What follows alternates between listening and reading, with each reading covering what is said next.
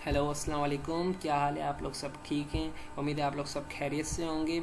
अच्छा, आज हम लोग थर्मोडायनेमिक्स का चैप्टर नंबर 2 स्टार्ट करने जा रहे हैं, जिसका नाम हमारे पास है energy transfer and journal energy analysis. ठीक है, इससे पहले हम लोग थर्मोडायनेमिक्स का चैप्टर नंबर 1 डिस्कस कर चुके हैं, उसके न्यूमेरिकल भी डिस्कस कर चुके हैं। अगर आपने वो वीडियो स्टडी ना की हो तो आप लोग हमारी प्लेलिस्ट के अंदर जा सकते हैं। चैप्टर नंबर 1 के नाम से प्लेलिस्ट बनी हुई है, आप वहाँ पर जाके स्टडी कर सकते हैं। आज हम लोग स्टार्ट करने जा रहे हैं चैप्टर नंबर 2। चैप्टर नंबर 2 का हमारे पास सबसे पहले इंट्रोडक्शन के अंदर क्या कह रहा है? इंट्रोडक्शन के अंदर कहता है कि अगर हम लोग लेते हैं पूरा का पूरा room including the air and the refrigerator और फैन एज अ सिस्टम। क्या क्या लिया गया? एयर, रेफ्रिजरेटर और फैन एज अ सिस्टम। आप यहाँ पर देख सकते हैं, यहाँ पर रूम हो गया, फैन हो गया, और ये जो पूरा का पूरा कंसिडर कर रहे हैं हम लोग, क्या कंसिडर कर रहे हैं? हमारा सिस्टम कंसिडर कर रहे हैं। 1 सेकेंड, ये पूरा का पूरा हम लोग क्या कंसिडर कर रहे हैं? सिस्टम कंसिडर कर रहे हैं। ये भी हमारे पास क्या है? हमारा सिस्टम है, हम लोग इसको स्टडी कर रहे हैं। लिहाजा अब आगे क्या कह रहा है? Which is an adiabatic law system. आप लोग जानते होंगे, इंटर के अंदर पढ़ चुके होंगे कि हमारे पास एडियाबैटिक लॉ सिस्टम क्या होता है? ऐसा सिस्टम जिसके अंदर ना तो हीट आ सकती है ना ही हीट बाहर जा सकती है, वो वाला सिस्टम हमारे पास क्या कहलाता है? एडियाबैटिक सिस्टम कहलाता है। ठीक है, इसके बाद कह रहा है since the room is well sealed. ये जो पूरा का पूरा रूम आप लोग देख रहे हैं, ये क्या है? सील्ड है, कहीं से भी ओपन नहीं है, हर जगह से क्या है? ये वेल सील्ड है। ये रूम भी क्या है? ये वाला रूम दूसरे राइट हैंड साइड पे, ये भी क्या है? वेल सील्ड है, कहीं से भी ओपन नहीं है। अब ये कह रहा है कि द एनर्जी इंट्रैक्शन, जो एनर्जी का इंट्रैक्शन है, एनर्जी की जो मुदाखलत है, वो किस तरीके से हो रही है? वो सिर्फ और सिर्फ इलेक्ट्रिकल एनर्जी के ज़रिए हो रही है। आप लोग यहाँ पर देख सकते हैं, यहाँ पर एक जो है पलक दिया हुआ है, इस पलक से अंदर क्या दाखिल हो रही है? इलेक्ट्रिकल एनर्जी क्या हो रही है? इंटर हो रही है। अब याद रखिएगा, इलेक्ट्रिकल एनर्जी इंटर हो रही है, हीट एनर्जी इंटर नहीं हो रही, तो ये अभी भी क्या है? एडियाबैटिक सिस्टम ही है। इलेक्ट्रिकल एनर्जी के अंदर दाखिल होने से क्या होगा? हम लोग जानते हैं, मुसलसल किसी भी चीज़ से जब करंट पास होता है तो वो चीज़ क्या हो जाती है? हीट अप हो जाती है। तो इसके जो वायर्स होंगे वो क्या होना शुरू हो जाएंगे? गर्म। जब इसके वायर जो हैं वो गर्म होना शुरू हो जाएंगे, लिहाजा ये जो हमारा रूम है ये क्या हो जाएगा? पूरा का पूरा गर्म हो जाएगा। तो यहाँ पर आप लोग देख सकते हैं, लिखा हुआ है as a conversion of electrical energy. Electrical energy की कन्वर्जन किसके अंदर हो रही है? Room temperature will be rise. Temperature क्या हो रहा है? बढ़ रहा है। अब यहाँ पर एग्जाम्पल के अंदर भी यही लिखा गया है। हम लोग आते हैं अपनी दूसरी स्लाइड के ऊपर।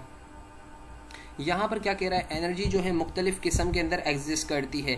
Thermal energy, mechanical energy, kinetic energy, potential energy, electric energy, magnetic energy, chemical, nuclear and their sum constitute called total energy.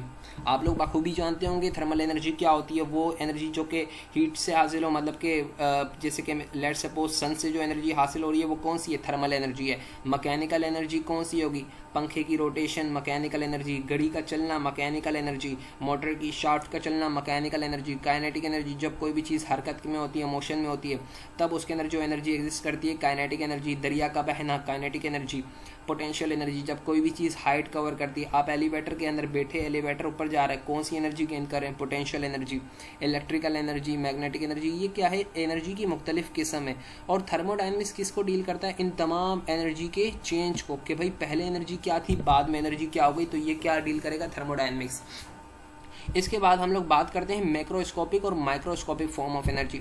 Exam के अंदर ये 1 नंबर के रीजन में पूछा जाता है, एनआईडी के पेपर में भी पूछा जा चुका है, ये मैक्रोस्कोपिक और माइक्रोस्कोपिक क्या होता है। तो अगर यहाँ पर आप डेफिनेशन पढ़ने से पहले आपको मैं समझाने की कोशिश करता हूँ। यहाँ पर लेट्स सपोज हमारे पास एक सिस्टम मौजूद है। मैं एक कोई भी गैस कंसिडर कर लेता हूँ। ये मेरे पास क्या है? एक सिलेंडर है जिसके अंदर मेरे पास क्या मौजूद है? गैस। अब हम लोग ये बखूबी जानते हैं कि हमेशा गैस के अंदर क्या होते हैं? छोटे छोटे मॉलिक्यूल्स होते हैं। मॉलिक्यूल्स की तादाद इतनी होती है कि आप लोग काउंट नहीं कर सकते। इतनी ज़्यादा तादाद है कि आप लोग हर मॉलिक्यूल को अलग अलग डील कर ही नहीं सकते। लिहाजा आप क्या करेंगे? इस पूरे के पूरे सिस्टम को, होल सिस्टम को क्या करेंगे? कंसिडर करेंगे और स्टडी करेंगे। थर्मोडायनेमिक्स के अंदर हम लोग होल सिस्टम को स्टडी करते हैं। लिहाजा होल सिस्टम को स्टडी करना हमारे पास क्या कहलाता है? Macroscopic form of energy. लेकिन अगर मैं बात करूँ कि हमारे पास जो है, अच्छा इसके अलावा ये जो सिस्टम है जिसको हम लोग मैक्रोस्कोपिक कह रहे हैं, इसका प्रेशर हमारे पास क्या होता है? प्रेशर ज़्यादा होता है। प्रेशर ज़्यादा होगा तभी तो आप लोग स्टडी नहीं कर पाएंगे। अगर मैं बात करूं कि हमारे पास दूसरा सिस्टम है जिसका प्रेशर क्या है? कम है, जिसका प्रेशर क्या है, कम है, और जिसके अंदर नंबर ऑफ मॉलिक्यूल्स भी क्या है, नंबर ऑफ मॉलिक्यूल्स भी क्या है, कम है। इतने कम है कि आप हर को अलग अलग डिस्कस कर सकते हैं, हर एक की अलग अलग स्टडी कर सकते हैं, तो वो क्या कहलाएगा, माइक्रोस्कोपिक फॉर्म ऑफ एनर्जी। पूरे के पूरे सिस्टम को स्टडी करना microscopic form of energy, system के छोटे छोटे पार्ट्स को स्टडी करना क्या कहलाता है, माइक्रोस्कोपिक फॉर्म ऑफ एनर्जी। इसके अलावा क्या होता है, माइक्रोस्कोपिक प्रॉपर्टी जो एमसीक्यूज में पूछा जाता है, किसके लिहाज से चेंज होती है, वेलोसिटी और एलिवेशन के लिहाज से। मतलब कि माइक्रोस्कोपिक फॉर्म ऑफ एनर्जी क्या है, काइनेटिक एनर्जी और पोटेंशियल एनर्जी। काइनेटिक एनर्जी कब जनरेट होती है, जब वेलोसिटी हो। पोटेंशियल एनर्जी कब जनरेट होती है, जब कोई भी चीज एलिवेट करे। तो माइक्रोस्कोपिक फॉर्म ऑफ एनर्जी कब एग्जिस्ट करती है, जब हमारे पास वेलोसिटी और एलिवेशन के अंदर क्या हो रही होती है, तब्दीली आ रही होती है। माइक्रोस्कोपिक आपको बता दिया, सिस्टम के छोटे छोटे पार्टिकल्स को डील करना, माइक्रोस्कोपिक होल सिस्टम को डील करना। Internal energy, sum of the all microscopic form of energy is called internal energy. Internal energy system की अंदरूनी एनर्जी, तमाम मॉलिक्यूल्स की एनर्जी का जो सम अप होता है वो क्या कहलाता है, इंटरनल एनर्जी कहलाता है। इसके बाद यहाँ पर कुछ फॉर्मूले डील किए गए हैं। अब यहाँ पर आप लोग देख लें, काइनेटिक एनर्जी का फॉर्मूला तो आप लोग इंटर में भी पढ़ चुके होंगे, मैट्रिक्स से पढ़ते आ रहे हैं। काइनेटिक एनर्जी क्या होती है, हाफ mv²। पोटेंशियल एनर्जी क्या होती है, mgh। यहाँ पर हाइट को जो है ना, हाइट को वो किससे डिनोट कर दिया गया, ये h। इधर हकीकत h को हम लोगों का, हमारा बुक का नोमेनक्लेचर जो है ना, नोमेनक्लेचर के अंदर h से डिनोट नहीं किया गया, z से डिनोट किया गया है। इसके बाद जो है आप लोग देख सकते हैं, इसी इक्वेशन को मॉडिफाइड कर दिया। और मॉडिफाइड किस तरीके से किया, ये जो हमारे पास आप लोगों को देख रहे हैं ना, ये हमारे पास एक तो इसको हम लोग कहते हैं स्पेसिफिक काइनेटिक एनर्जी। क्या कहते हैं, स्पेसिफिक।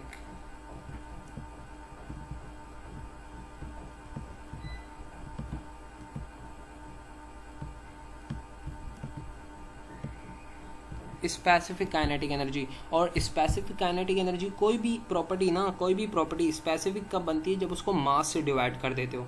हमेशा याद रखना, कोई भी प्रॉपर्टी स्पेसिफिक कब बनती है, जब उसको मास से डिवाइड कर देते हैं। यहाँ पर गौर करो, ये वाली इक्वेशन को मैंने जब मास से डिवाइड कर दिया, डिवाइडेड बाय m कर दिया, डिवाइडेड बाय m करने से क्या हुआ, m से m जो है वो कैंसिल आउट हुआ, और मेरे पास क्या आ गया, सिर्फ और सिर्फ v²/2। लिहाजा ये मेरे पास स्पेसिफिक काइनेटिक बन गई, काइनेटिक एनर्जी बन गई, हाँ या ना, ठीक है, स्पेसिफिक काइनेटिक एनर्जी बन गई।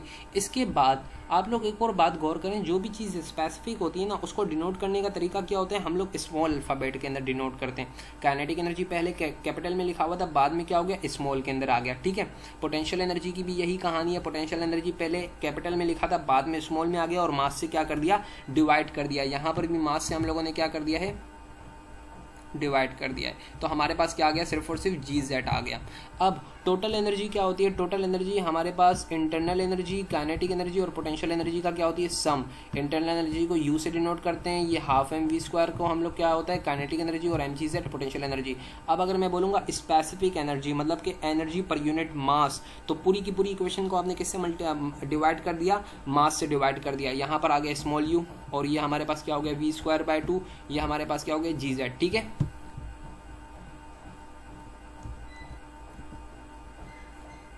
इसके बाद यहाँ पर भी ये बताया गया कि हमारे पास जो है एनर्जी स्मॉल ई किसके बराबर होता है, हमारे पास energy divided by mass, energy पर यूनिट मास के, ठीक है ना।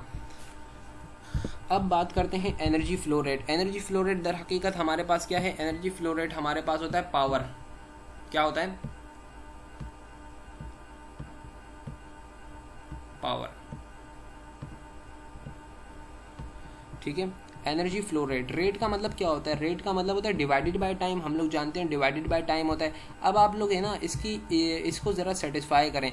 यहाँ पर जो है मैं इसको सेटिस्फाई करने की कोशिश करता हूँ, इस इक्वेशन को आपको समझाने की कोशिश करता हूँ। मेरे पास m डॉट का मतलब क्या है, m डॉट का मतलब है डॉट जिसके ऊपर भी होता है उसका मतलब होता है उसको टाइम से डिवाइड किया गया है। डॉट जिसके ऊपर भी होता है उसका मतलब क्या है, divided by time. d4 dot d4 divided by time. तो यहाँ पर क्या हो जाएगा, यहाँ पर हो जाएगा guys kilogram divided by second, kilogram पर सेकंड, ठीक है, कोई मसला। इसके बाद एनर्जी की यूनिट क्या होती है, एनर्जी की यूनिट हम लोग सब जानते हैं, एनर्जी की यूनिट हमारे पास होती है किलो जूल kJ। एक मिनट 1 सेकंड।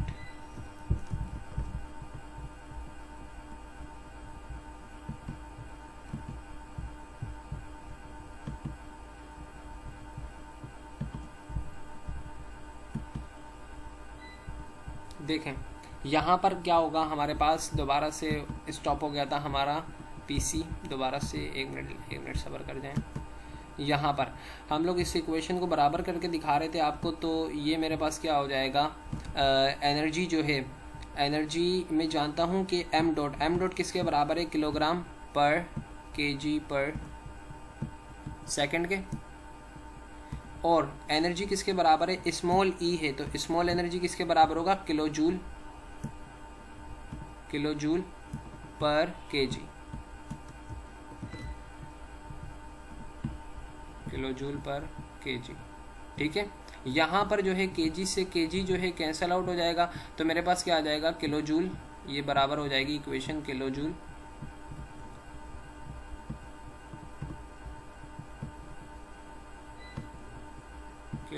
पर सेकंड के। ठीक है, किलोजूल पर सेकंड, और किलोजूल पर सेकंड क्या होता है मेरे पास, किलो वोल्ट, मतलब कि मेरे पास पावर का यूनिट होता है किलोजूल पर सेकंड। तो एनर्जी फ्लो रेट का मतलब जब भी एग्जामिनर पूछेगा क्या होगा, एनर्जी फ्लो रेट का मतलब होगा वो पावर की बात कर रहा है। ठीक है, याद रखिएगा ये वाली जो इक्वेशन है हम लोग न्यूमेरिकल्स के अंदर यूज करेंगे, आप लोगों को याद होनी चाहिए कि पावर बराबर होता है मास flow rate multiply by specific energy, mass flow rate multiply by specific energy. ठीक है, और मास फ्लो रेट जो है वो बराबर होता है किसके, रो वी के। अब कैसे, देखो रो हमारे पास बराबर होता है मास पर यूनिट वॉल्यूम, यही होता है हाँ या ना, मास पर यूनिट वॉल्यूम, और वॉल्यूम फ्लो रेट मल्टीप्लाई हो रहा है। वॉल्यूम फ्लो रेट का मतलब हमारे पास क्या होगा, volume divided by time, volume divided by time, मतलब कि v divided by second. Second के लिए मैं क्या लगा देता हूँ, s लगा देता हूँ, SEC। अब यहाँ पर वॉल्यूम से वॉल्यूम कैंसल आउट हुआ, तो मेरे पास क्या आ गया, मास पर यूनिट सेकंड, मतलब कि किलोग्राम पर यूनिट सेकंड, तो मेरे पास ये क्या हो गया, मास फ्लो रेट। अब सर ये बराबर हो रहा है, आप लोग अगर देखें तो वॉल्यूम फ्लो रेट को इन्होंने किससे लिया है, AC के बराबर लिया है ना, वॉल्यूम फ्लो रेट किसके बराबर लिया है, एरिया इनटू एवरेज वेलोसिटी। ये v क्या है मेरे पास, एवरेज वेलोसिटी है।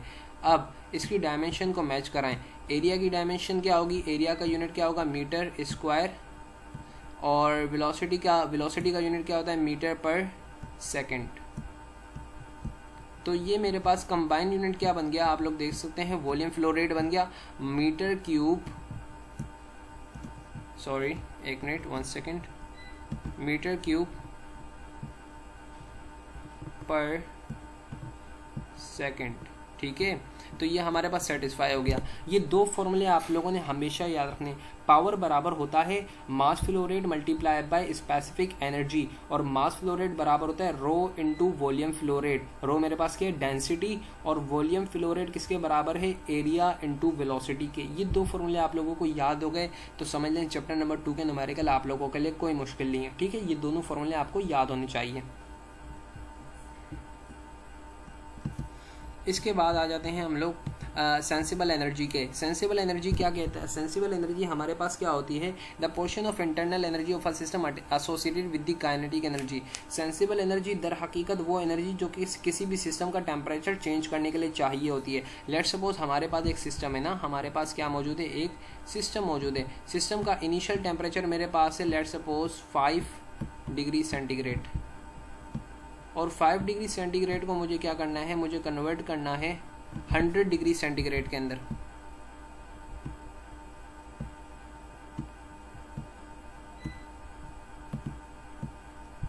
तो इस 5 डिग्री से 100 डिग्री सेंटीग्रेड में तब्दील करने के लिए जो मुझे एनर्जी चाहिए होगी, जो तवानाई मुझे चाहिए होगी, वो क्या होगी, सेंसिबल एनर्जी होगी। क्या होगी, sensible energy. The energy needed to increase the temperature of any body या any fluid is called sensible energy.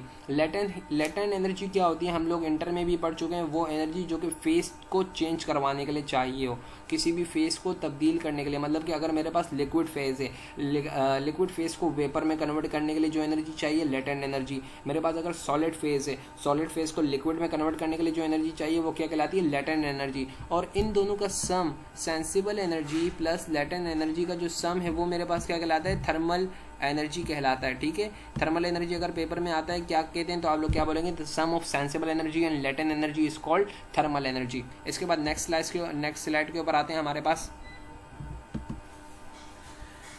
Next हमारा जो टॉपिक है वो क्या है, मैकेनिकल एनर्जी। मैकेनिकल एनर्जी हम लोग पहले भी डिस्कस कर चुके हैं। The form of energy that can be converted to mechanical work, जो कि मैकेनिकल वर्क के अंदर कन्वर्ट हो कम्प्लीटली एंड डायरेक्टली कन्वर्ट हो by an ideal mechanical device such as ideal turbine is called mechanical energy. Mechanical energy जो है ना वो डायरेक्ट कन्वर्ट होती है किसी चीज़ की कम्प्लीटली और डायरेक्टली, मतलब कि कुछ भी उसका पार्ट जो है वो ज़ाया नहीं होता किसी के अंदर और वो डायरेक्टली कन्वर्ट होती है। तो इस तरीके से हमारे पास क्या होती है मैकेनिकल एनर्जी। और मैकेनिकल एनर्जी को हम लोग डिनोट किससे करते हैं, स्मॉल ई मैकेनिकल से। ये मेरे पास आ गया ई मैकेनिकल एनर्जी, ठीक है। अब आप लोग यहाँ पर देख सकते हैं mechanical energy is the sum of kinetic energy and potential energy. लेकिन ये क्या आ गया भाई, ये तो पढ़ा ही नहीं आपने, तो इसकी भी डायमेंशन निकाल लें। ये भी क्या है, ये एनर्जी है, ये क्या है, वर्क डन है। अब हम लोग जानते हैं पी की यूनिट क्या होती है मेरे पास, न्यूटन पर मीटर स्क्वायर, हाँ या ना। आप लोगों ने फॉर्मूला पढ़ा होगा ना, फोर्स पर यूनिट एरिया।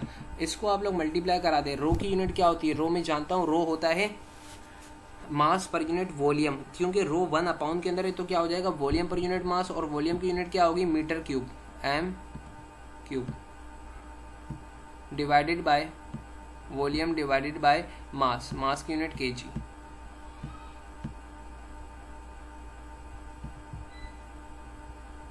इसके अलावा ये जो है हम लोग क्या ले रहे हैं, अब यहाँ पर अगर आप लोग गौर करें तो हमारे पास जो है मीटर क्यूब का स्क्वायर कैंसिल आउट हो जाएगा, हमारे पास क्या बचेगा न्यूटन मीटर पर केजी। तो ये हमारे पास क्या आ जाएगा, स्पेसिफिक वर्क आ जाएगा, स्पेसिफिक एनर्जी आ जाएगी, ठीक है, स्मॉल डब्ल्यू। अब यहाँ पर जो है हम लोगों ने पावर निकाल लिया। पावर निकालने के लिए हम लोग क्या करते हैं, जो भी हमारे पास स्पेसिफिक एनर्जी होती है उसको मास फ्लो रेट से क्या कर देते हैं, मल्टीप्लाई कर देते हैं। क्या कर देते हैं, मल्टीप्लाई। तो यहाँ पर क्या कर दिया गया, मल्टीप्लाई कर दिया गया। अब यहाँ पर रेट ऑफ एनर्जी फ्लोइंग, ये वाला फॉर्मूला जो है हम लोग यूज़ करेंगे, ये याद रखिएगा। अगर हमारे पास जो फ्लूइड हो वो इनकम्प्रेसिबल हो, इनकम्प्रेसिबल मतलब कि अगर आप लोग या तो सॉलिड कंसिडर कर रहे हैं या आप लोग लिक्विड कंसिडर कर रहे हैं, या फिर सॉलिड कंसिडर कर रहे हैं, दोनों में से कोई एक कंसिडर करें तो वो क्या होंगे, इनकम्प्रेसिबल होंगे। उस फॉर्म के अंदर आपने जो है एवरेज, ये जो है ना ये एवरेज हो रहा है, क्या कंसिडर करें आप लोग, सब एवरेज कंसिडर करें गैसेस के केस के अंदर। लेकिन हमारे पास जब इनकम्प्रेसिबल सॉलिड आ गया आपके पास, तो आप लोग क्या कंसिडर करेंगे, आप लोग उसकी फाइनल माइनस इनिशियल करेंगे, फाइनल माइनस इनिशियल कर रहे हैं, इस तरीके से आप लोग सॉल्व करेंगे। रेट ऑफ मैकेनिकल चेंज और उसी का रेट अगर निकालना हो तो आप लोग क्या करेंगे, यहाँ पर इनकम्प्रेसिबल के लिए चेंज का सिंबल लगाएंगे और मास फ्लो रेट से हमेशा पावर के लिए क्या कर देते हैं, मास फ्लो रेट से मल्टीप्लाई कर देते हैं। इसके बाद नेक्स्ट स्लाइड पे आते हैं।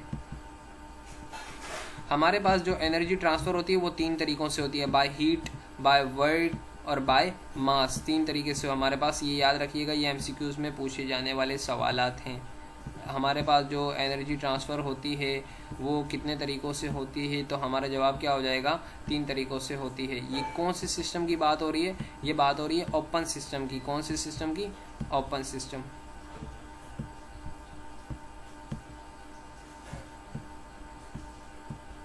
ओपन सिस्टम की बात हो रही है। ओपन सिस्टम के अंदर एनर्जी ट्रांसफ़र होती है, हीट भी करता है, वेल डन भी करता है और मास भी करता है।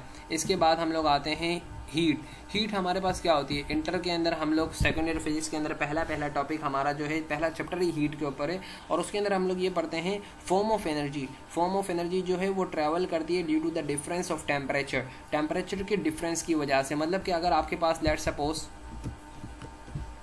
अगर मैं कहूँ कि आपके पास एक बॉडी मौजूद है यहाँ पर, जिसका टेम्परेचर जो है, एक सेकंड दोबारा से बॉडी बनाते हैं। हमारे पास एक बॉडी जो है वो 5 डिग्री सेंटीग्रेड के ऊपर है और एक बॉडी जो है वो -25 डिग्री सेंटीग्रेड के ऊपर है। अब अगर मैं आपसे पूछूं कि हीट कहाँ से कहाँ ट्रांसफ़र करेगी, तो आप बोलेंगे सर जाहिर सी बात है 5 डिग्री जो है वो बड़ी वैल्यू है, 5 डिग्री से हीट ट्रांसफ़र करेगी -25 डिग्री सेंटीग्रेड के ऊपर। तो ये हमारे पास क्या है, हीट है। इसके अलावा अगर मैं बात करूँ, दूसरी एग्जांपल दूँ, लेट सपोज मेरे पास एक बॉडी है 0 डिग्री सेंटीग्रेड के ऊपर और एक बॉडी है 273 केल्विन पे। इस केस के अंदर हीट कहाँ से कहाँ ट्रांसफ़र करेगी, तो बहुत से बच्चे जवाब देंगे कि 273 से 0 के ऊपर, लेकिन यहाँ पर जो है हीट ट्रांसफ़र नहीं होगा, हमारा सिस्टम इक्विलिब्रियम के अंदर है, क्योंकि 0 डिग्री सेंटीग्रेड बराबर होता है किसके, 273 केल्विन के अंदर। तो heat is a form of energy which is travel from hot body to cold body, ठीक है। इसके बाद हम लोग आ जाते हैं नेक्स्ट स्लाइड के ऊपर। नेक्स्ट स्लाइड के अंदर जो है हीट के कुछ फॉर्मूले दिए गए हैं, हीट के फॉर्मूले हम लोगों को दिए गए हैं। हीट का यहाँ पर जो है टॉप के ऊपर स्पेसिफिक हीट का फॉर्मूला लिखा हुआ है। अगर आप हीट को Q को डिवाइड कर देंगे M से, तो आपके पास क्या आ जाएगी, स्पेसिफिक हीट आ जाएगी, स्मॉल q आ जाएगा, ठीक है। पहला फॉर्मूला तो ये हो गया स्पेसिफिक हीट का, ठीक है ना। अब अगला फॉर्मूला हमारे पास क्या है, हमारे पास हीट फ्लो रेट का है, मतलब कि अगर आप हीट को डिवाइडेड बाय टाइम कर दें तो आपके पास क्या आ जाएगा, हीट फ्लो रेट आ जाएगा Q डॉट का मतलब क्या है, हीट फ्लो रेट।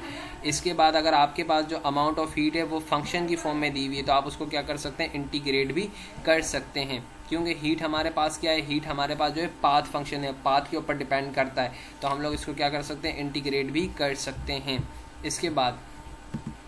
इसके बाद हम लोग देख सकते हैं हमारा टॉपिक है हीट ट्रांसफ़र मैकेनिज़्म। हीट के ट्रांसफ़र होने के मैकेनिज़्म क्या कौन कौन से हैं, तो पहला हमारे पास है कंडक्शन।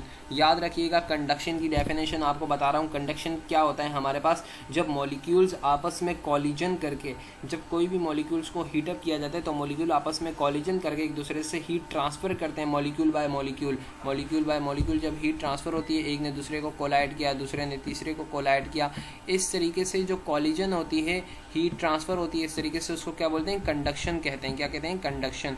लेकिन अगर हमारे पास कन्वेक्शन की बात करें तो कन्वेक्शन के अंदर क्या होता है, मॉलिक्यूल खुद ट्रांसफ़र हो रहा होता है। आपने एक बकेट लिया, बकेट के अंदर आपने एक बर्तन में देखा होगा, जब आप हीटअप करते हैं तो मॉलिक्यूल नीचे से ऊपर आता हुआ नज़र आता है, तो वो क्या होती है, वो दरअसल कन्वेक्शन होती है। और रेडिएशन क्या होती है, जब हमारे पास कोई भी मीडियम नहीं होता, मीडियम रिक्वायर्ड नहीं होता, फोटोन की शक्ल में जो रेडिएशन होती है, माइक्रोवेव ओवन के अंदर जो हीट एनर्जी होती है वो क्या होती है, रेडिएशन, उसको मीडियम की ज़रूरत नहीं पड़ती, इलेक्ट्रोमैग्नेटिक वेव्स होती हैं, ठीक है। इसके बाद हम लोग आते हैं नेक्स्ट स्लाइड के ऊपर। वर्क हमारे पास क्या कहलाता है, for energy transfer associated with a force acting through a distance. Energy का ट्रांसफ़र होना आप लोग हमेशा से जानते हैं, फोर्स लगाने से जो भी डिस्प्लेसमेंट कवर हो वो क्या कहलाता है, वर्क कहलाता है। इसकी एग्जांपल में आप लोग देख सकते हैं राइजिंग पिस्टन का ऊपर नीचे आना, किसी भी शाफ्ट का रोटेट होना, इलेक्ट्रिक वायर में से इलेक्ट्रिसिटी का गुजरना, ये सारी की सारी किसकी एग्जांपल है, वर्क की एग्जांपल है। इसके बाद आ जाए formal sign convection. Formal sign convection आप लोगों ने पहले भी आप लोग पढ़ चुके होंगे, ये सारी चीज़ें यहाँ पर साइन इसकी आ रही होगी, 1 सेकेंड, यहाँ पर तो देखें, अगर आपके पास 1 सेकेंड,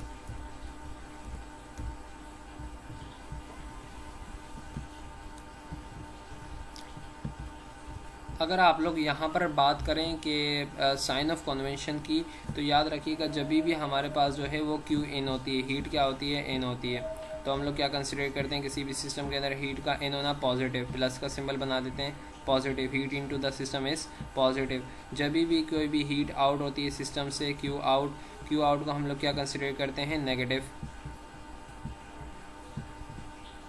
ठीक है। इसके बाद हमारे पास है वर्क इन।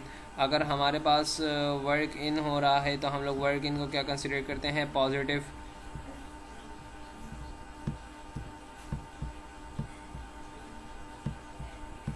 और अगर हमारे पास वर्क आउट हो रहा है तो वर्कआउट को हम लोग क्या कंसिडर करते हैं, वर्कआउट को हम लोग कंसिडर करते हैं नेगेटिव, ठीक है। ये हमारे पास साइन ऑफ कन्वेंशन है, हम लोग जिससे डिनोट करते हैं alternative to sign of subscript in and out, indicate direction, indicate करता है डायरेक्शन को, ठीक है। साइन ऑफ कन्वेंशन इसकी ये है। इसके बाद हमारे पास बात करते हैं हम लोग यहाँ पर हीट वर्सेस वर्क। तो हीट वर्सेस वर्क के अंदर आप लोगों ने जो है 2 बातें याद रखनी है। पहली बात कि दोनों के दोनों क्या है, हमारे पास पाथ फंक्शन है। क्या है, पाथ फंक्शन। पाथ फंक्शन क्या होते हैं, जो कि पाथ के ऊपर डिपेंड करते हैं। अब मिसाल के तौर पे मैं आपको बोलूँगा, अगर मेरे पास एक बॉक्स है ना, एक बॉक्स यहाँ पर मौजूद है, इस बॉक्स को मुझे इस हाइट के ऊपर लेके जाना है यहाँ पर, यहाँ पर लेके जाना है, इस एरो से डिफाइन कर देते हैं इस बॉक्स को यहाँ पर। तो एक तरीका तो क्या होगा, आप इसको उठाएंगे और ऊपर यहाँ पर लेके रख देंगे, तो एक पाथ आपका ये हो गया। और दूसरा क्या होगा, आप सिंपल मशीन इंक्लाइन प्लेन का यूज़ करते हुए इसको ऊपर पहुँचा देंगे।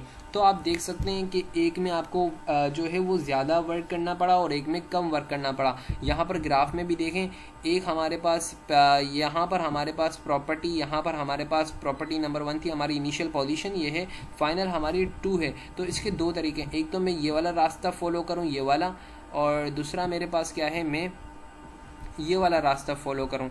अगर मैं ये वाला रास्ता फॉलो करता हूँ तो इसमें जो है आप लोग देख सकते हैं ग्राफ जो है बड़ा आ रहा है, मतलब कि ज़्यादा बड़ा कर्व आ रहा है, और इसके अंदर जो है वर्डन क्या आ रही है, ज़्यादा हो रही है, जबकि जो नीचे वाला है उसकी वर्डन क्या है, कम है। लिहाजा वर्डन जो है वो पाथ के ऊपर डिपेंड करता है, अपनी इनिशियल और फाइनल पोजीशन के ऊपर डिपेंड नहीं करता। यहाँ पर आप लोग देख सकते हैं both our path function, there magnitude depends upon the path. और ये हमारे पास क्या होती है, ये हमारे पास सिस्टम, और इसके बाद हम लोग ये भी ये कहेंगे कि ये क्या होते हैं, बाउंड्री फिनोमेना होते हैं। बाउंड्री फिनोमेना होते हैं। बाउंड्री को क्रॉस करना क्या होता है, लाजमी होता है, वरना हमारे पास वर्डन नहीं होगा। सिस्टम की बाउंड्री को क्रॉस करना लाजमी होता है। इसके बाद जब भी पाथ फंक्शन होता है, पाथ फंक्शन के लिए हम लोग पार्शियल डेरिवेटिव्स इस्तेमाल करते हैं। पार्शियल डेरिवेटिव इस्तेमाल करते हैं तभी जाके हमारे पास आंसर आता है। पार्शियल डेरिवेटिव कब इस्तेमाल करते हैं, जब पाथ फंक्शन होता है, ठीक है, ये भी याद रखने वाली बात है। इसके बाद हम लोग आते हैं नेक्स्ट टॉपिक के ऊपर। नेक्स्ट हमारे पास क्या है, फर्स्ट लॉ ऑफ थर्मोडायनेमिक्स पढ़ चुके हैं हम लोग। Energy can neither be created nor be destroy but it can change into one form to another form. होता कि दर हकीकत जो हम लोग हीट दे रहे होते हैं सिस्टम को, वो दो चीज़ों के अंदर तकसीम हो रही होती है। वो उसकी सिस्टम की इंटरनल एनर्जी बढ़ाती है और सिस्टम से क्या कराती है, वर्क डन कराती है। सिस्टम की इंटरनल एनर्जी बढ़ाती है और वर्क डन कराती है। तो यहाँ पर U को अकेला कर दें, W को वहाँ भेज दें, तो क्या हो जाएगा, Q minus W, heat added to the system, work done by the system. ठीक है, ये हो गया। इसके बाद नेक्स्ट स्लाइड के ऊपर मूव करते हैं। ये हमारे पास क्या है, एनर्जी बैलेंस। एनर्जी बैलेंस आप लोगों को लिखना आना चाहिए। एनर्जी बैलेंस के लिए आप लोगों को ये वाली जो टर्म है ना इक्वेशन की, ये आपको अच्छे से याद होनी चाहिए। एग्जाम के अंदर कोई भी न्यूमेरिकल स्टार्ट करें ना, एनर्जी बैलेंस लिख लिया करें, ताकि एग्जामिनर के ऊपर अच्छा इंप्रेशन पड़े आपका। अब इसके अंदर सर सवाल ये पैदा होता है, एनर्जी इन के अंदर क्या क्या आ सकता है। तो एनर्जी इन के अंदर आ सकता है लड़कों, गाइस, एनर्जी इन के अंदर आ सकता है हमारे पास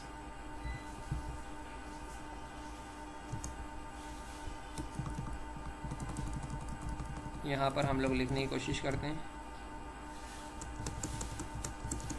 एनर्जी इनके अंदर क्या आ सकता है, work in plus energy in work in plus energy mass in plus Q in. ठीक है, ये आ गया। अब आप लोग माइनस कर रहे हैं, माइनस किससे कर रहे हैं आप लोग,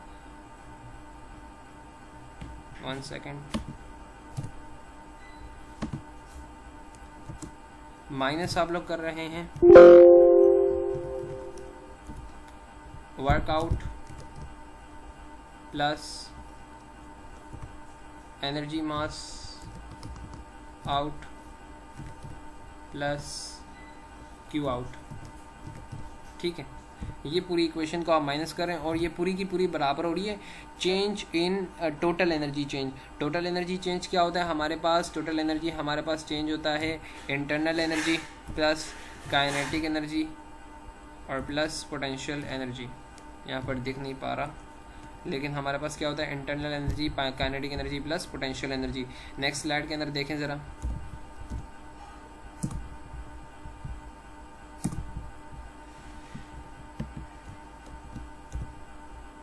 नेक्स्ट स्लाइड के अंदर यही बताया गया है कि हमारे पास जो एनर्जी चेंज है वो इसके बराबर होता है। इसके बाद डेल्टा ई बराबर होता है किसके, internal energy change, kinetic energy और पोटेंशियल एनर्जी चेंज के लिए। अब यहाँ पर एक और बात वाजे की गई है कि हमारे पास जो स्टेशनरी सिस्टम होते हैं, स्टेशनरी सिस्टम का हमारे पास क्या होता है, हमारे पास काइनेटिक एनर्जी और पोटेंशियल एनर्जी ज़ीरो लेते हैं और सिर्फ हम लोग क्या कंसिडर करते हैं, डेल्टा यू कंसिडर करते हैं। ठीक है, इसके बाद हम लोग आ जाते हैं एनर्जी बैलेंस। आप लोगों को याद होना चाहिए, अभी आपको मैंने करके ही बता दिया, न्यूमेरिकल के अंदर इसका हम लोग यूज़ करेंगे। इसके बाद इसको मॉडिफाइड करके हम लोगों ने दिखा दिया आप लोगों को, जैसा बताया था, Q in minus Q out, work in work out energy mass in energy mass out, बस वो जो आपको पहले इक्वेशन लिख के दिखाई ना उसी को मॉडिफाइड कर दिया इन्होंने, और कोई भी काम नहीं किया। आप लोगों ने बस वो याद होना चाहिए जो स्टार्टिंग में इक्वेशन मैंने लिखी थी, और डेल्टा ई याद होना चाहिए, बराबर होता है internal energy plus kinetic energy plus potential energy. अब हम लोग आते हैं हमारे पहले न्यूमेरिकल के ऊपर। बहुत आसान न्यूमेरिकल आते हैं चैप्टर नंबर 2 से, छोड़िएगा नहीं। इसके जो न्यूमेरिकल्स हैं मेरे से अगर हो सका मैं सजेस्टेड के अंदर भी आप लोगों को दे दूंगा, लिंक दे दूंगा, या फिर पीडीएफ आप लोगों को बोलूँगा कि मुझसे ले लें, ठीक है। तो इसके पहले न्यूमेरिकल हम लोग स्टार्ट करने जा रहे हैं। Consider a river flowing towards a lake. हमारे पास एक जो है रिवर जो है फ्लो कर रहा है at a velocity of, velocity कितनी दी गई है 3 मीटर पर सेकेंड। अब जैसे ही वेलोसिटी दी गई फ़ौरन से जहन में लाए वेलोसिटी किस एनर्जी से रिलेटेड है, काइनेटिक एनर्जी, मतलब कि काइनेटिक एनर्जी एग्जिस्ट कर रही है। इसके बाद at a rate of 500 metre cube per second, volume flow rate भी आप लोगों को दे दिए। ये क्या है आप लोगों के पास, metre cube per second. Metre cube per second का मतलब क्या है, volume flow rate. Volume flow rate को किससे डिनोट करते हैं, वी डॉट से। At a location 90 metre high, ये आप लोगों को क्या दी गई है, ये आप लोगों को दी गई है हाइट। क्या दी गई है, height. Above the lake determine the total mechanical energy. Total mechanical energy का मतलब क्या है, ई मैकेनिकल। टोटल मैकेनिकल एनर्जी का मतलब क्या है, ई मैकेनिकल एनर्जी आप लोगों ने मालूम करनी है, ठीक है। अब यहाँ पर हम लोग देख सकते हैं per unit and the of the river पर unit mass and the power generation. Power generation का मतलब क्या हो जाएगा, ई डॉट। और ई डॉट का मैंने क्या बताया था आप लोगों को, ई डॉट किसके बराबर होता है, ई डॉट बराबर होता है आप लोगों के पास मास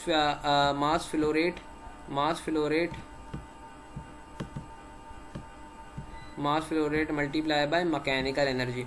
तो यहाँ पर हम लोग देख सकते हैं कि हमारे पास दो चीज़ें मालूम करनी है। एक तो ई मैकेनिकल। ई मैकेनिकल के अंदर आप लोगों को हाइट दी गई है। हाइट देने का मकसद क्या है, आप लोगों को पोटेंशियल एनर्जी दी गई है। क्या दी गई, पोटेंशियल एनर्जी। और वेलोसिटी देने का मकसद क्या है, आप लोगों को क्या दी गई है, काइनेटिक एनर्जी। तो यहाँ पर इसका फॉर्मूला आप लोग देख सकते हैं। फॉर्मूले के अंदर जो है ये वाली टर्म क्या हो जाएगी, खत्म हो जाएगी, क्योंकि प्रेशर और डेंसिटी का जिक्र नहीं किया गया। तो ये वाली टर्म खत्म हो गई। अब इस फॉर्मूले के अंदर आप v² की वैल्यू पुट कर दें। v² की वैल्यू पुट की गई और gz की वैल्यू पुट की गई। यहाँ पर GH की वैल्यू, तो मेरे पास आंसर आ गया क्या, 887.4। हमारे पास मैकेनिकल एनर्जी आ गई। अब एनर्जी निकालने के लिए, पावर निकालने के लिए एक काम तो पूरा हो गया, ये वाली टर्म आ गई। अब आप लोगों ने क्या निकालना है, मास flow rate. Mass flow rate के मैंने बोला था कि आप लोगों को फॉर्मूला याद होना चाहिए। मास फ्लो रेट का क्या फॉर्मूला हमारे पास होता है, मास फ्लो रेट का फॉर्मूला हमारे पास होता है एरिया। यहाँ पर हमारे पास क्या आता है, वॉल्यूम फ्लो रेट। और इसको हम लोग मल्टीप्लाई कर देते हैं किस फैक्टर से, इसको मल्टीप्लाई हम लोग कर देते हैं रो से, ठीक है, रो से। तो यहाँ पर वाटर की डेंसिटी तो हम लोगों को मालूम है, वाटर की डेंसिटी कितनी होती है, 1000। पहले हम लोग चैप्टर नंबर 1 के अंदर भी डील कर चुके हैं, 1000। और वॉल्यूम फ्लो रेट हमको दिया गया, वॉल्यूम फ्लो रेट कितना है, 500। तो यहाँ से मास फ्लो रेट निकालूंगा मैं और मल्टीप्लाई कर दूंगा किससे, मैकेनिकल एनर्जी से। अगली स्लाइड में देखें यही काम किया गया। सबसे पहले क्या निकाला गया, मास फ्लो रेट। 1000 को मल्टीप्लाई कर दिया इन्होंने, 1000 को मल्टीप्लाई किससे कर दिया, 1000 को मल्टीप्लाई कर दिया इन्होंने 500 से। तो हमारे पास क्या आ गया, हमारे पास मास फ्लो रेट आ गया। और हम लोगों ने लास्ट में क्या निकाल लिया, पावर निकाल लिया, ठीक है। इस फॉर्मूले से मास फ्लो रेट को यहाँ पर रखा, एनर्जी हमारे पास जो आई थी वो यहाँ पर रखी गई, और हमारे पास क्या आ गया, आंसर आ गया। इसके अलावा एक और बात गौर करें, क्योंकि यहाँ पर जो है किलो के अंदर आंसर लाया जा रहा है ना, मतलब कि किलो में लाया जा रहा है। तो यहाँ पर हम लोगों ने किलो में लाने के लिए क्या कर दिया, जो हमारा पुराना आंसर था उसको डिवाइडेड बाय क्या कर दिया, 1000 कर दिया हम लोगों ने, ठीक है।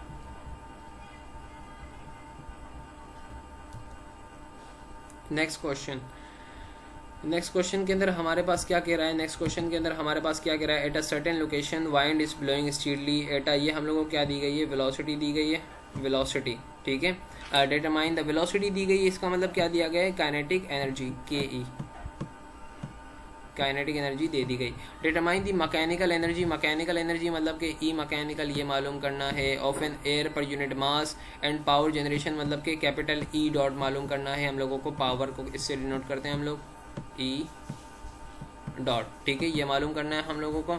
Eight a potential of a wind turbine 60 metre in diameter. हमारे पास जो है ना एक वाइन टरबाइन है इस शक्ल की कुछ,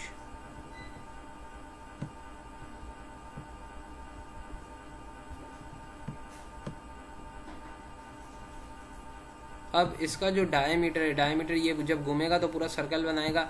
इतना जो हिस्सा है इसका कितना मुझे दिया गया है, इतना हिस्सा मुझे दिया गया है 60 मीटर का। कितना दिया गया है?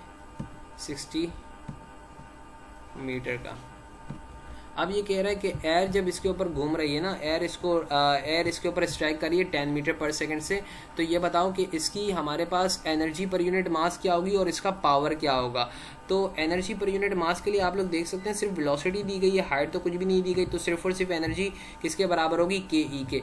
तो यहाँ से आप क्या निकाल लेंगे? एनर्जी। एनर्जी निकाल लिया आपने। अब दूसरा हमारे पास क्या फॉर्मूला होता है? ई डॉट बराबर हमारे पास होता है E dot is equals to mass flow rate by multiply by E mechanical. E mechanical, ठीक है। तो ई मैकेनिकल तो आप लोग निकाल चुके हैं। अब आप लोगों ने क्या निकालना है? मास फ्लो रेट। तो मास फ्लो रेट का फॉर्मूला हमारे पास यहाँ पर आप लोग गौर करें, वॉल्यूम फ्लो रेट नहीं दिया गया, तो हम लोगों ने किस में ले लिया? एरिया इनटू वेलोसिटी, क्योंकि वेलोसिटी दी गई है। अब एरिया का फॉर्मूला हम लोग जानते हैं, जब भी कोई चीज़ सर्कल में रोटेट करती है तो फॉर्मूला क्या होता है? Pi r square. Pi r square होता है। अब r हमारे पास बराबर होता है d/2 के, तो जब d/2 ओपन होगा हमारे पास ये किसके बराबर हो जाएगा? Pi into D square by 4। तो यहाँ पर आप लोग क्या करेंगे? डेंसिटी की वैल्यू लिख लेंगे 1.25, मल्टीप्लाई कराएंगे इस फैक्टर से। डायमीटर आप लोग क्या लिखेंगे? 60 मीटर, और डिवाइड करवा देंगे 4 से, तो आपके पास क्या आ जाएगा? Mass flow rate. Mass flow rate आ गया, डेंसिटी आपके पास आ गई, वॉल्यूम फ्लो रेट, यहाँ पर जो है वेलोसिटी आप लोगों को मालूम है कितनी दी गई? 10। तो इतना जो फैक्टर है ना आपका, ये पूरा फैक्टर तो किसका है? मास फ्लो रेट का। और ये हमारे पास क्या है? Internal energy. तो ये हमारे पास क्या आ जाएगा? टोटल पावर आ जाएगा। टोटल पावर हमारे पास क्या आ रहा है? 1767.146, ऐसा कुछ यहाँ पर आ रहा है। इसके बाद नेक्स्ट प्रॉब्लम पे आते हैं। नेक्स्ट प्रॉब्लम के अंदर क्या बोल रहा है? Water is being heated in a close pan. Water को एक क्लोज पैन के अंदर हीट किया गया, stirred by paddle wheel. During this process 30 kilo joule of heat is transfer to the water. 30 kilo joule heat क्या हुई? अंदर transfer हुई। 5 kilo joule of heat is lost to the surrounding. 5 kilo joule heat क्या हुई? Lost हुई। The paddle wheel works, pedal wheel ने work किया, मतलब कि वर्कआउट हमारे पास हुआ 500 न्यूटन मीटर का। The final energy of the system if the initial energy, हमारे पास जो U1 है वो कितना दिया गया है? इनिशियल U1 हम लोगों को दिया गया है 12.5। तो हम लोगों ने क्या मालूम करनी है? फाइनल एनर्जी मालूम करनी है। तो सबसे पहले ऐसे जो भी सवाल आते होंगे जिसके अंदर QN UN इसका जिक्र हो रहा होगा, सबसे पहले आप लोग लिखेंगे एनर्जी बैलेंस। एनर्जी बैलेंस आप लोग यहाँ पर लिखेंगे, मैं यहाँ पर लिख के दिखाता हूँ।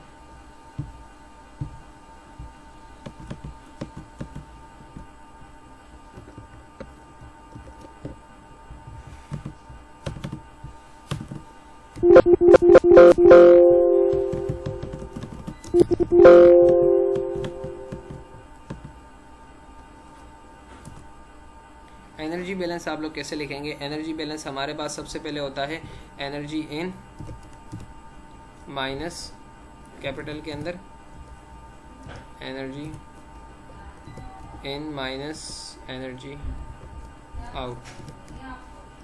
ये बराबर हमारे पास किसके होगा? चेंज इन एनर्जी के, डेल्टा ई, डेल ई, ठीक है। अब एनर्जी इन के अंदर हमारे पास क्या आ जाएगा? ब्रैकेट बना देते हैं हम लोग।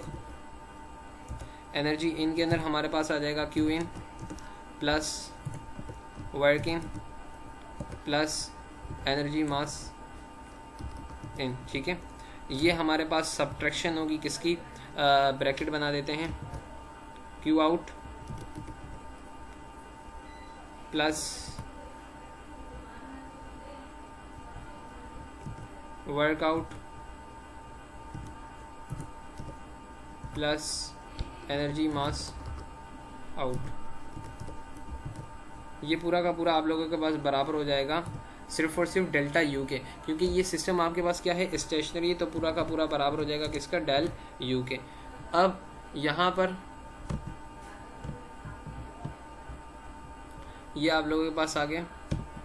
अब यहाँ पर हम लोगों को क्यू इन, आप लोग यहाँ पर अगर गौर करें तो आप लोगों को क्या क्या दिया गया है? आप लोगों को दिया गया है during 30 kilo joule of heat is transfer to the water, Q in दिया गया है, ये दिया गया है। And 5 kilo joule of heat is lost. और यहाँ पर आप लोगों को क्यू आउट दिया गया है to the surrounding the paddle wheel works, और पेडल व्हील का क्यू आउट वर्क आउट दिया गया है ये। तो इसके बाद आप लोगों को क्या मालूम करना है U1। अच्छा, ये वाली जो टर्म है वर्क इन, ये हमारे पास जो है pedal wheel work amount, pedal wheel जो है वर्क अमाउंट, हम लोग पेडल व्हील को वर्क दे रहे हैं, सॉरी, तो यहाँ पर जो है वर्क आउट नहीं दिया गया, हम लोगों को क्या दिया गया है, वर्क इन दिया गया। ठीक है, अब हम लोगों को जो टर्म नहीं दी गई वो हमारे पास क्या हो जाएगी, ज़ीरो। ये हमारे पास क्या हो जाएगा, ज़ीरो, और ये दोनों टर्म भी हमारे पास क्या हो जाएगी, ज़ीरो। ठीक है, बाकी हमारे पास क्या बचा, Q in plus work in minus Q out, और ये बराबर है U2 माइनस, ये हमारे पास यहाँ पर बराबर है U2 माइनस U1 के। ठीक है, अब यहाँ से U1 तो आप लोगों को दिया गया, क्या मालूम करना है, U2, तो U1 यहाँ पर क्या हो रहा है, माइनस, यहाँ पर आकर क्या हो जाएगा, प्लस, U1 यहाँ पर क्या आ गया, आगे प्लस हो गया, plus Q in plus work in minus Q out. अब यहाँ पर हमारे पास U1 हम लोगों को दिया हुआ था 12.5, वो लिख लिया, क्यू इन दिया हुआ था 30, वो लिख लिया। ये सारे के सारे किलो जूल में थे, लेकिन जो वर्क डन था ना वो किलो में नहीं था, तो किलो में कन्वर्ट करने के लिए हम लोगों ने 1000 से क्या करवा दिया, डिवाइड करवा दिया। इस तरीके से हमारे पास क्या हुआ, ये सवाल जो है ये न्यूमेरिकल सॉल्व हो गया, और हमारे पास इसका आंसर आ जाएगा। जो भी आंसर आएगा आप लोग देख लीजिएगा, कंफर्म कर लीजिएगा। इस तरीके से हमारा चैप्टर नंबर 2 जो है वो यहाँ पर कंप्लीट होता है।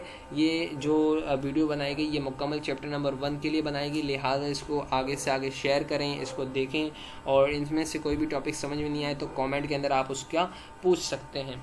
और इस चैनल को लाइक करें, सब्सक्राइब करें, और आगे जितने से ज़्यादा इसको शेयर कर सकते हैं शेयर करें। Thank you.